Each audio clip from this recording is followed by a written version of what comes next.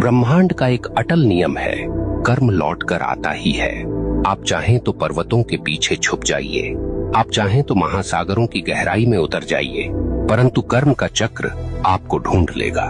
क्योंकि यह संसार किसी राजा के कानून से नहीं चलता, यह चलता है ब्रह्मांड के न्याय से। और ब्रह्मांड का न्याय कैसा है?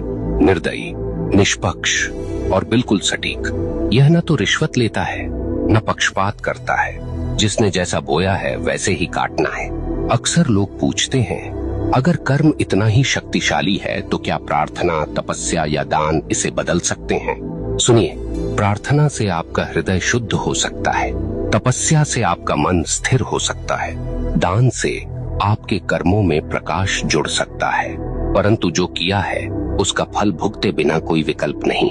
हाँ, आप उस फल को हल्का कर सकते हैं, उसके वार को धीमा कर सकते हैं, परंतु उससे भाग नहीं सकते। ब्रह्मांड की अदालत में तारीख टल सकती है, पर फैसला कभी रद्द नहीं होता। अब सोचिए, जब आप किसी इंसान के साथ अन्याय करते हैं तो वास्तव में क्या होता है? वह इंसान आपको कोसता है, उसकी आत्मा से निकली आह सीधी ब्रह्मांड तक पहुंचती है और ब्रह्मांड इसे दर्ज कर लेता है। अब वह आह आपके जीवन की राहों पर कांटे बनकर बिछती है। कभी वह आपके काम बिगाड़ देती है, कभी वह आपके घर में कलह भर देती है, कभी वह आपके मन को बेचैन कर देती है और आप सोचते हैं ये सब क्यों हो रहा है, पर आपको याद नहीं रहता कि आपने किसी और की राह काटी थी। आप भूल गए, पर ब्रह्मांड ने नहीं भुलाया। यहाँ एक बात और समझ लीजिए, कर्म केवल नकारात्मक नहीं होता। जैसे बुरा कर्म लौटता है, वैसे ही अच्छा कर्म भी लौटता है। कभी किसी को सच्चे दिल से सहारा दिया तो वह सहारा एक दिन आपके लिए दीवार बनकर खड़ा हो जाएगा। कभी किसी का दिल सच्चे भाव से खुश किया तो वह खुशी आपके जीवन में रोशनी बनकर लौटेगी। ब्रह्मांड का यह न्याय इतना गहन है कि वह एक छोटी सी मुस्कान को भी व्यर्थ नहीं जाने देता, और न ही एक छोटे से अपमान को। यहाँ मैं आपको एक कठोर सत्य बताना चाहता हूँ, आपका कर्म केवल आपकी वर्तमान जिंदगी को प्रभावित नहीं करता, यह आपके अगले जन्म तक जाता है। हाँ, जो कर्म आपने अधूरे छोड़े हैं, जो गलतियां आपने स्वीकार नहीं की, जो दोष आपने ढोए पर सुधारे नहीं, वे सब अगले जीवन में भी साथ चलते हैं। इसलिए कहा गया है, मनुष्य अपने कर्मों का वारिस है। आप सोचते हैं मैं तो मर जाऊंगा, इससे किसे फर्क पड़ेगा?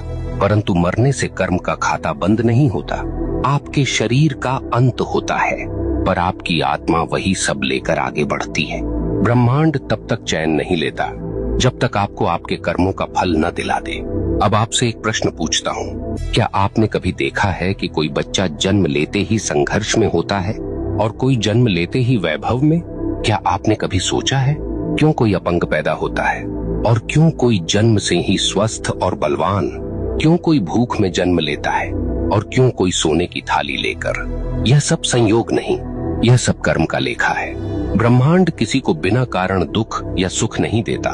अब एक और गहरी बात, कर्म केवल व्यक्तिगत नहीं, सामूहिक भी होता है।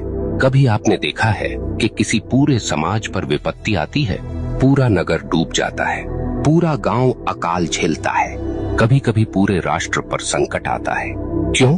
क्योंकि उस समाज के सामूहिक कर्म का परिणाम वही होता है।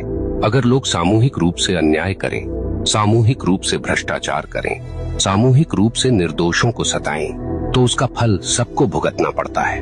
यही कारण है कि इतिहास गवाह है, सभ्यताएं उठी और सभ्यताएं मिट गईं,